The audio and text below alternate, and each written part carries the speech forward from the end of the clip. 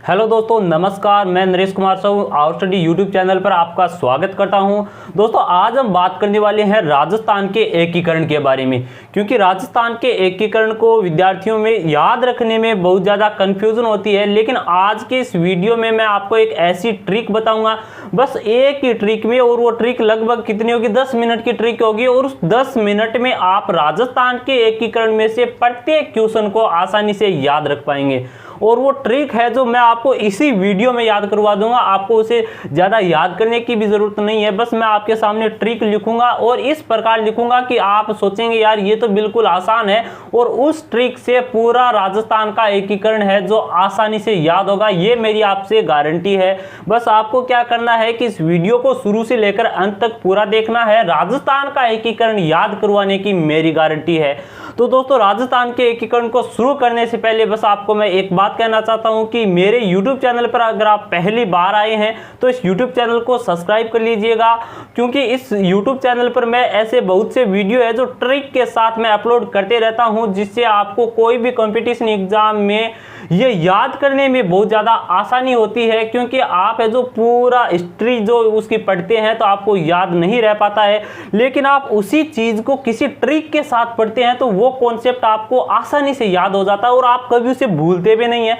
तो चलिए आज के इस वीडियो में हम शुरू करते हैं राजस्थान का एकीकरण।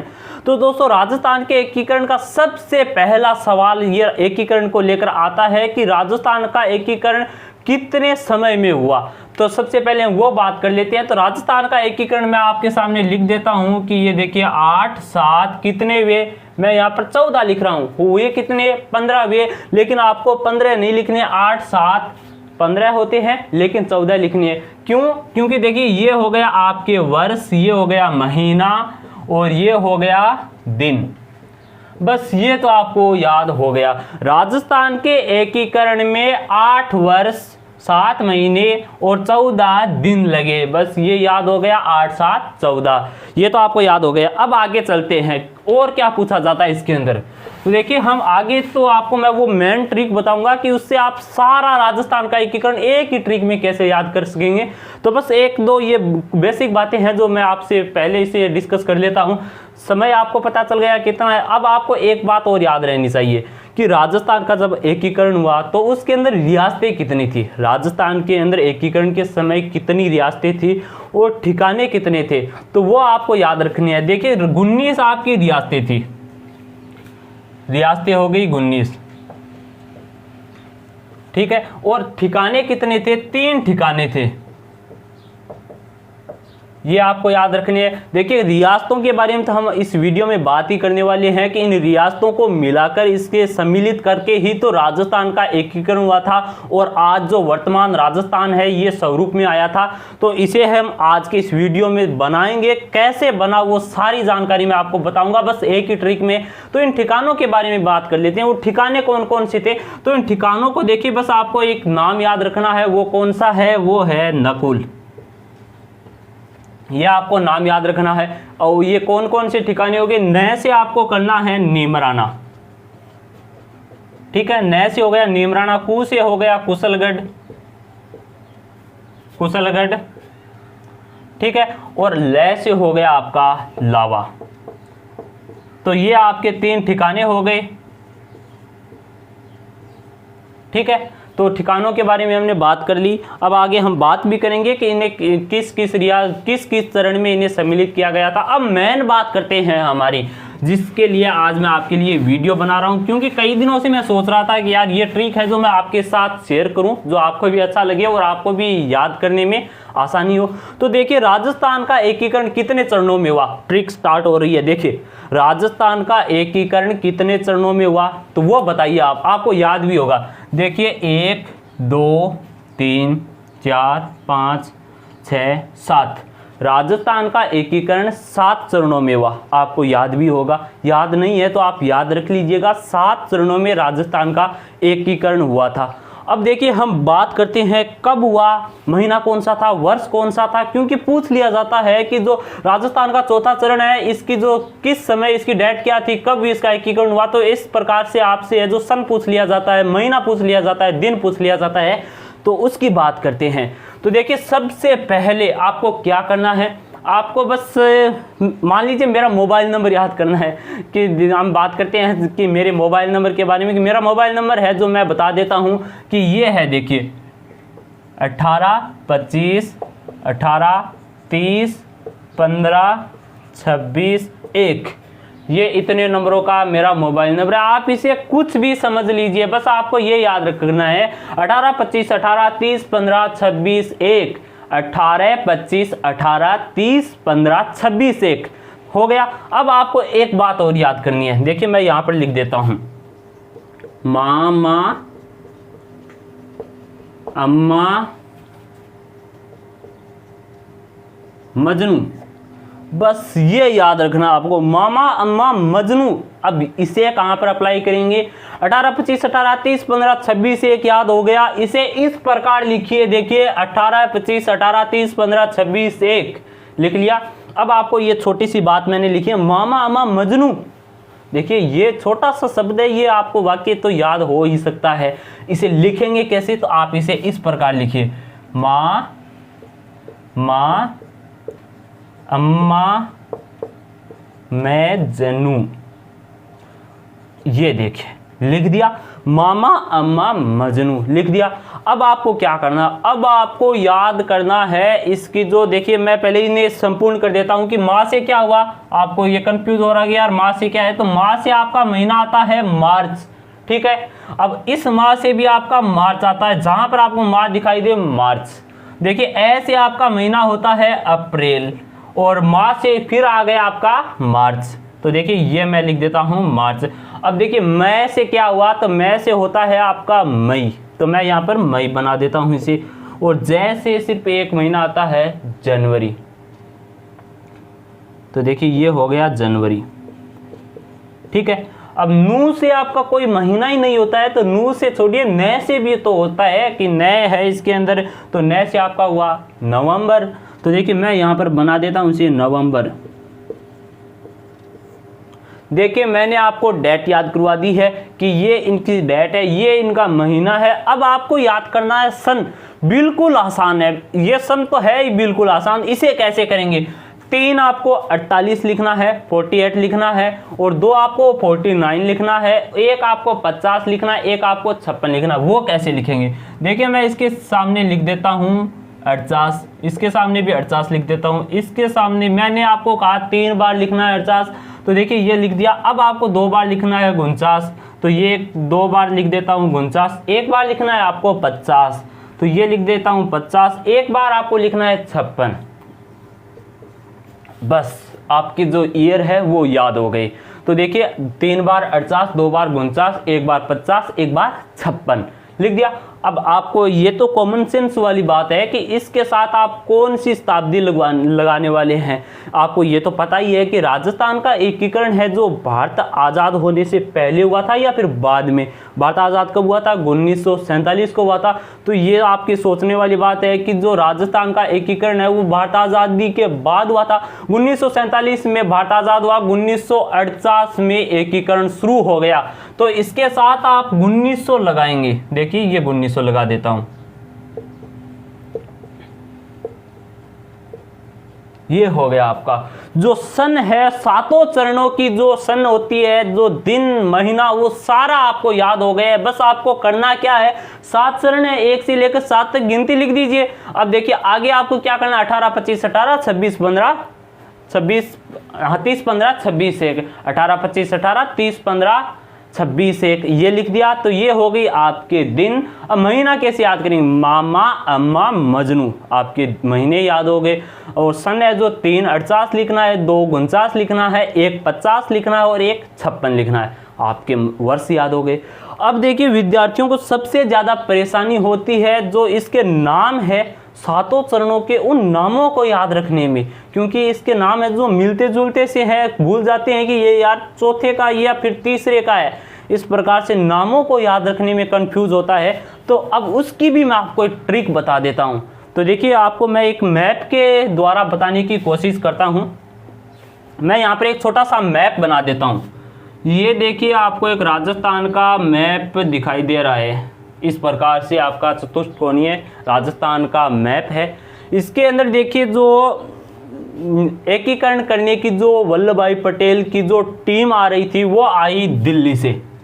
ठीक है, अब दिल्ली से वो राजस्थान के अंदर सबसे पहले कहां पर प्रवेश करेगी, तो जो इस तरफ जो भाग है राजस्थान के अंदर वहीं पर प्रवेश किया जाएगा। तो जो सबसे पहले वो टीम है वहां यहाँ पर आई और यहाँ के जो जितने भी रियासतें थी उन्होंने एकीकरण कर दिया। और आपको ये भी पता है कि सरदार वल्लभ भाई पटेल जो प्यार से मानते थे उन्हें प्यार से मनाना जानते थे, और जो गुस्से से या फिर रोब से डराने धमकाने से मानते थे उन्हें वो उस प्रकार मनाते थे। किसी भी प्रकार किया जाए लेकिन वो उन रियासतों को सम्मिलित करवा देते थे, इसीलिए उन्हें लौह पुरुष भी कहा जाता है, क्योंकि उनने सबसे बड़ा जो एकीकरण में योगदान है, या आप यही मान लीजिए सरदार वल्लभ भाई पटेल के द्वारा ही ये एकीकरण करवाया गया था। तो देखिए वो टीम सबसे पहले राजस्थान के अंदर इस क्षेत्र में आई, और इस क्षेत्र के अंदर देखिए प्राचीन इसका नाम था मत्स्य प्रदेश। ठीक है, अब इसका प्राचीन नाम था मत्स्य प्रदेश। तो इसके अंदर किन किन रियासतों को सम्मिलित किया गया और इसका क्या नाम रखा गया, तो देखिए इसके नाम में ज़्यादा चेंज नहीं किया गया, इसके नाम में वही नाम था इसका। देखिए पुराना प्राचीन नाम था, इसका नाम रख दिया गया मत्स्य संघ रखा गया इसका नाम। ठीक है, अब आपके दिमाग में ये सवाल आ रहा होगा, या फिर एग्जाम में भी ये पूछ लिया जाता है कि जो राजस्थान का प्रथम चरण था उसका क्या नाम था, तो मत्स्य संघ था। अब आपसे ये भी पूछ लिया जाता है मत्स्य संघ में किन किन रियासतों को सम्मिलित किया गया था, तो इसे याद रखने में देखिए आपको कुछ नहीं करना है, आपको बस ऐसे करना है। मैं यहाँ पर लिख देता हूँ ABCD, ये तो बच्चों वाली बात होगी, ABCD ये क्या है, तो भैया यही आपकी रियासतें हैं, इन्हीं रियासतों को प्रथम चरण के अंदर सम्मिलित किया गया था। तो A से हो गया आपका अलवर हो गया, B से हो गया आपका भरतपुर, C से हो गया करौली, और D से हो गया धौलपुर। ठीक है, तो आपको ये पता है कि इस जो साइड में है जो यही रियासतें थे, और वर्तमान में यही जिले हैं इस साइड में। तो देखिए अलवर, भरतपुर, करौली, धौलपुर, ABCD याद हो गया। तो प्रथम चरण की हमने बात कर ली है, अब चलते हैं सेकंड चरण के पास, जो दूसरा चरण था उसकी बात करते हैं। प्रमुख चरण आपका यही है और इसी को याद रखने में ज़्यादा कंफ्यूज होता है। तो देखिए सबसे पहले तो हम बात कर लेते हैं कि किन किन रियासतों को इसके अंदर मिलाया गया, सम्मिलित किया गया और इसका क्या नाम रखा गया। तो देखिए आपको मैंने कहा कि यहाँ पर जो टीम आ चुकी थी इसका एकीकरण कर दिया गया। तो अब वो टीम है जो इधर बढ़ी, इधर की तरफ चली, तो इधर जो रियासतें आने वाली है उनका अब एकीकरण होने वाला है, उन्हें मिलाया जाने वाला है, सम्मिलित किया जाएगा। तो देखिए यहाँ पर जो जितनी भी रियासतें आ रही है उन्हें सबको उनका एकीकरण किया गया, और उस चरण का नाम क्या दिया गया उसकी बात करते हैं। तो उस चरण का नाम दिया गया आपका देखिए पूर्व राजस्थान संघ।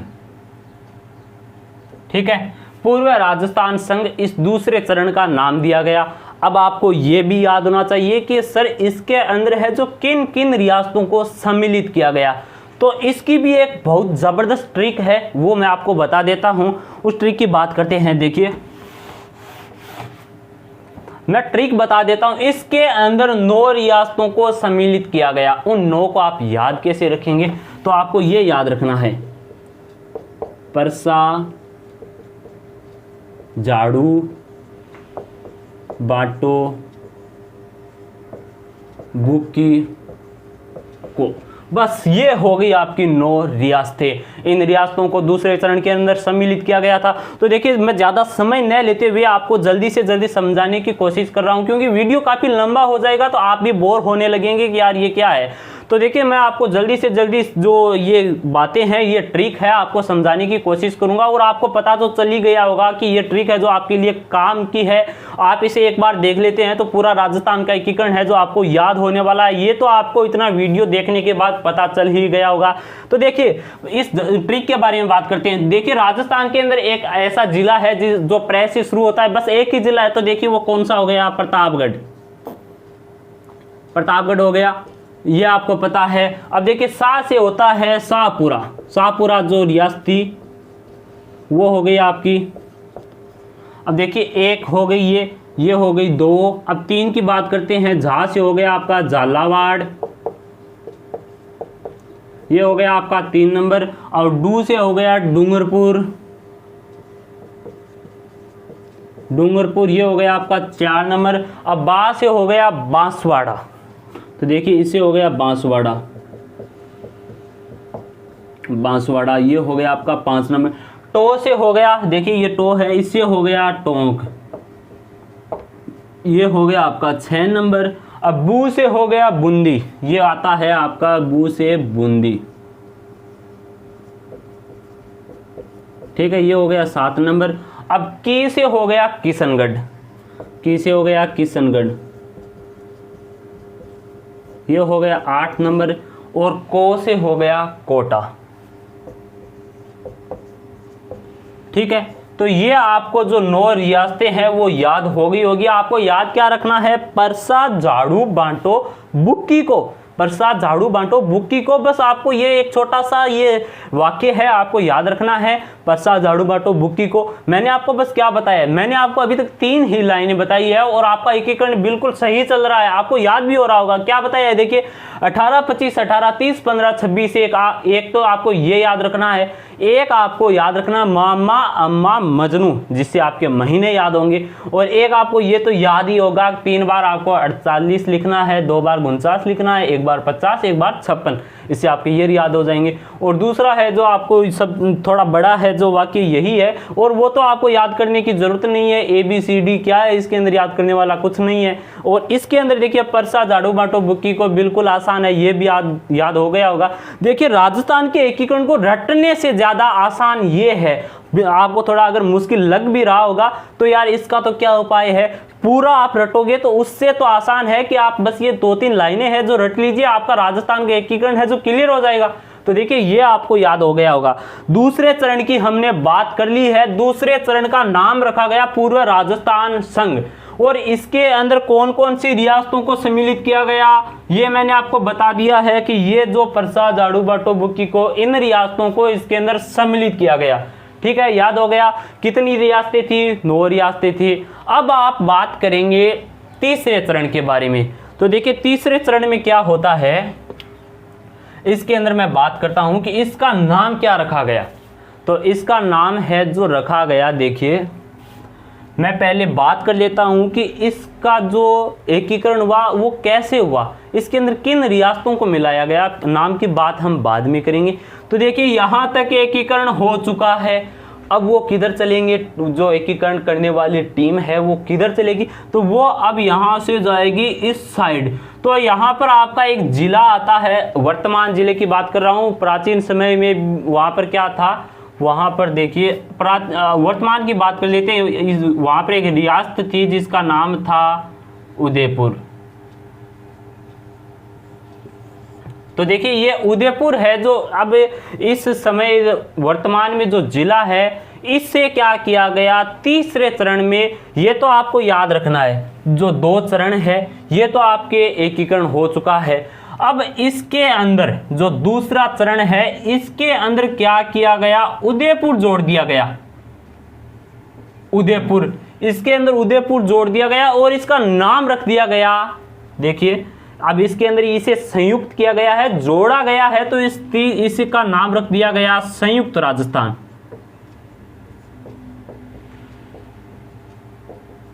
ठीक है, अब आपको ये याद हो रहा होगा कि दूसरे चरण के अंदर उन्होंने क्या किया, उदयपुर को जोड़ दिया और उसका नाम रख दिया संयुक्त राजस्थान।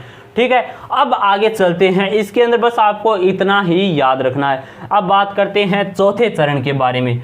तो इस चौथे चरण के अंदर क्या होता है कि यहां तक उन्होंने क्या है कि एकीकरण कर लिया है, अब वो आगे बढ़ेंगे इस साइड। तो यहाँ पर जो जितने भी रियासतें आ रही हैं उन्हें वो जोड़ेंगे, एकीकरण करेंगे उनका। तो देखिए उनकी बात करते हैं, तो उस चौथे चरण का सबसे पहले तो हम नाम याद करते हैं। नाम क्या है उसका, नाम उसके अंदर कुछ जोड़ा गया है, तो देखिए संयुक्त तो है, उसके अंदर कुछ और जोड़ दिया गया, तो वो हो गया वृहत। तो देखिए वो आपका चौथे चरण का नाम हो गया वृहत। वृहत राजस्थान।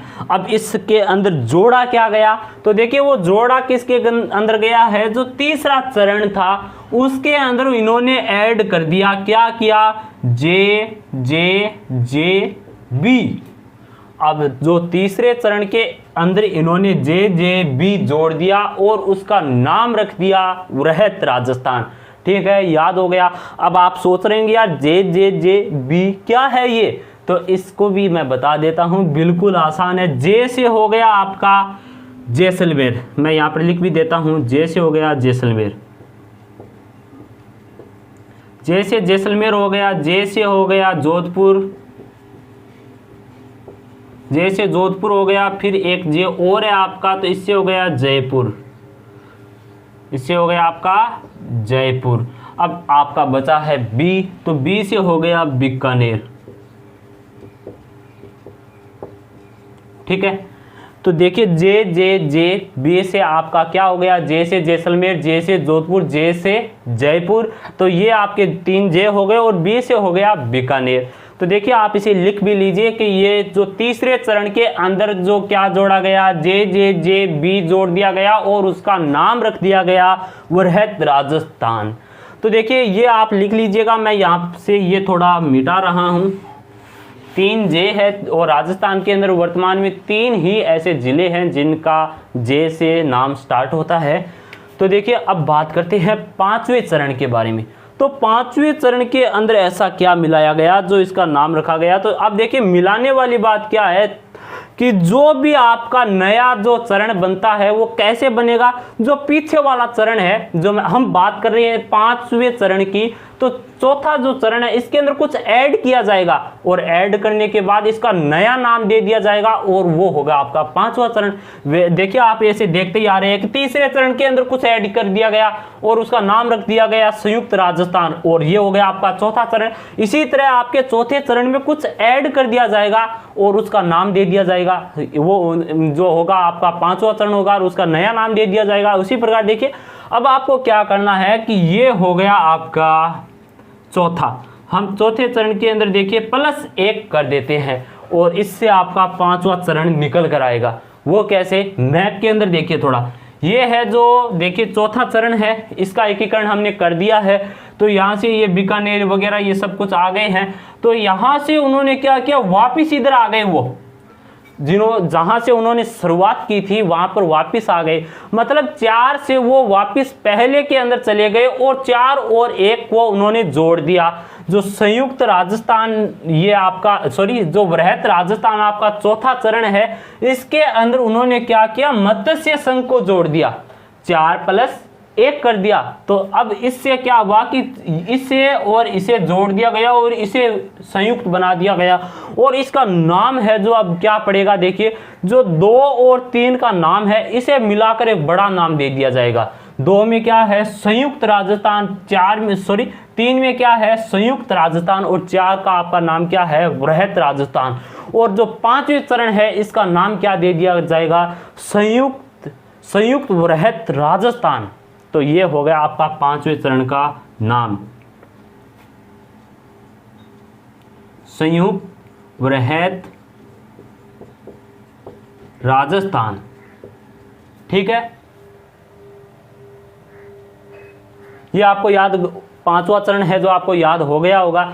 तो इसके अंदर याद करने वाली कुछ बात नहीं है, मैंने बस आपको राजस्थान के मैप को साथ लेते हुए समझाने की कोशिश की है कि पहले चरण में टीम वहां पर बढ़ी और उन्होंने वहां पर एकीकरण कर दिया, ABCD हो गया। दूसरे चरण के अंदर उन्होंने क्या किया कि दूसरे चरण के अंदर उन्होंने क्या क्या जोड़ दिया गया, 9 रियासतों को जोड़ा।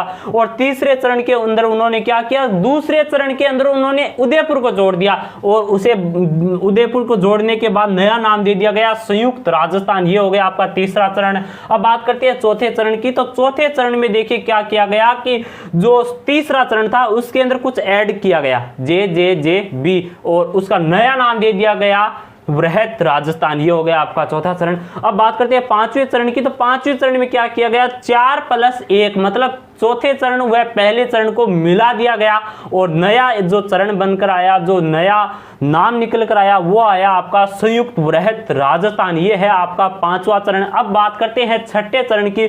तो इसके अंदर आपको याद रखने वाली कुछ बात नहीं है और इसका नाम देखिए बिल्कुल आसान है। ये है इसका नाम, राजस्थान संघ। राजस्थान संघ है जो छठे चरण का नाम है। तो भाई इसके अंदर उन्होंने बदलाव क्या किया, जो ये छठा चरण है जो बनकर बाहर निकला। तो देखिए इसके अंदर उन्होंने क्या किया, जो पांचवा चरण था, इस पांचवें चरण के अंदर उन्होंने एक जो रियासत जोड़ी, वो कौन सी रियासत थी, उन्होंने पांचवें चरण के अंदर एक रियासत जोड़ी जो थी सिरोही, और इस रियासत को जोड़कर उन्होंने एक नया नाम दे दिया पांचवें चरण को, वो था राजस्थान संघ, और वो बन गया आपका छठा चरण। तो छठे चरण का नाम है आपका राजस्थान संघ। अब हम पहुंच चुके हैं फाइनल स्टेज पर, यानी कि सातवें चरण पर। तो यहाँ पर क्या होता है, देखिए ये आपका सातवां चरण है। इसको आपको ये तो याद रखना, ये मैंने यहाँ से मिटा दिया है 1956। आपको ये तो याद रखना है 1 नवंबर 1956 को जो वर्तमान राजस्थान है वो बनकर तैयार हुआ था। तो देखिए इसके अंदर क्या क्या ऐसा ऐड किया गया जिससे कि आपका ये चरण बनकर तैयार हुआ। तो इसके अंदर देखिए जो सातवां चरण है इसके अंदर ऐड किया गया, जो आपको ये है जो सबसे लास्ट में किया गया था, ये है आपका अजमेर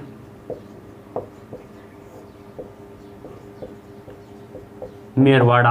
ये आपका केंद्र शासित प्रदेश था राजस्थान के अंदर, जो अजमेर मेरवाड़ा है, इसे लास्ट में सातवें चरण के अंदर सम्मिलित किया गया, क्योंकि ये है जो विपक्ष में था, ये चाहता था कि मैं है जो मेरा अलग देश बनाऊंगा, मैं इसके अंदर सम्मिलित नहीं होऊंगा। लेकिन क्या किया सरदार वल्लभ भाई पटेल ने, जबरदस्ती या फिर किसी भी तरह इन्हें मनाकर इस सातवें चरण के अंदर इन्हें सम्मिलित कर लिया गया। और इसके अंदर कुछ और 2 चेंजेस किए गए। जो सुनेल टप्पा है, सुनेल टप्पा, ये था मध्य प्रदेश का, ये मध्य प्रदेश का भाग था, इसे राजस्थान के अंदर मिलाया गया। और जो सिरोज था ये था राजस्थान का, इसे तो मध्य प्रदेश के अंदर भेज दिया गया। और जो सुनेल टप्पा था इसे मध्य प्रदेश से राजस्थान के अंदर सम्मिलित कर लिया गया। तो ये है आपका सातवां चरण, अजमेर मेरवाड़ा को इसके अंदर सम्मिलित किया गया। और जो सुनेल टप्पा है वो मध्य प्रदेश का था, उसे राजस्थान के अंदर सम्मिलित किया गया, और सिरोज को मध्य प्रदेश के अंदर। तो ये हो गई आपको जो राजस्थान के सातों चरणों की डेट है, महीना है, वर्ष है, वो सारे याद हो गए, उनके नाम है वो याद हो गए, कैसे कैसे इनका एकीकरण किया गया मैप के थ्रू मैंने आपको समझा दिया है। और ये देखने के बाद आपको ये बातें हैं जो याद भी हो गई होगी। अब बस आपको याद क्या करना है, बस छोटी सी बात और है,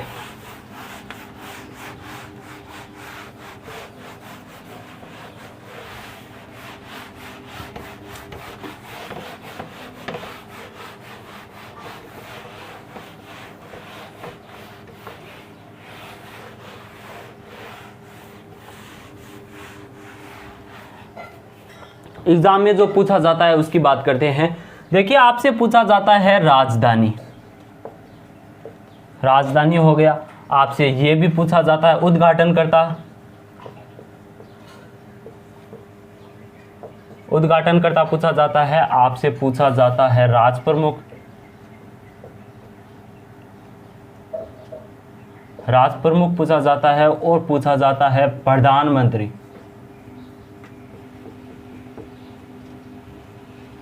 ये बातें हैं, तो देखिए इन्हें हम याद करेंगे। लेकिन आप मुझे पहले ये बताइए, अब तक मैंने जो आपको बताया क्या वो आपको याद हो गया और वो कैसा लगा? क्योंकि ये जो बात है इसके अंदर कम से कम 10 मिनट आपको और लगेगी याद करने में।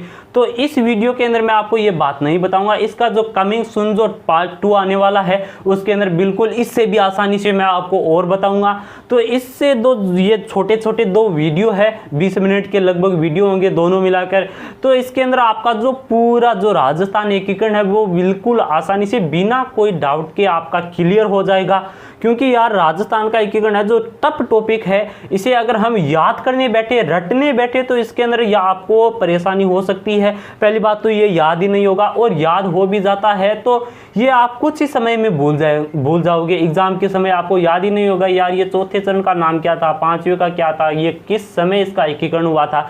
तो ये देखिए आपका कंफ्यूज है जो लाजमी है, आपको हो सकता है, लेकिन इसके अंदर मैंने आपको इस प्रकार से समझाया है, ट्रिक के साथ बताया है, आपको कंफ्यूज कभी नहीं होगा। तो ये जो मैंने आपके सामने लिखा है इसे सेकंड पार्ट में मैं आपको समझाऊंगा, लेकिन आप ये ज़रूर बताना कि अब तक मैंने जो आपको बताया है वो कैसा लगा। अगर आपको थोड़ा सा भी अच्छा लगा है तो वीडियो को लाइक करिएगा, और पहली बार इस YouTube चैनल पर आए हैं तो इस YouTube चैनल को सब्सक्राइब कर लीजिएगा, क्योंकि जो एजुकेशन से रिलेटेड जितनी भी न्यूज़ होती है या फिर जो करंट में आपका जो एग्ज़ाम होने वाला है उसकी प्रिपरेशन भी आपको इस YouTube चैनल पर करवाई जाती है।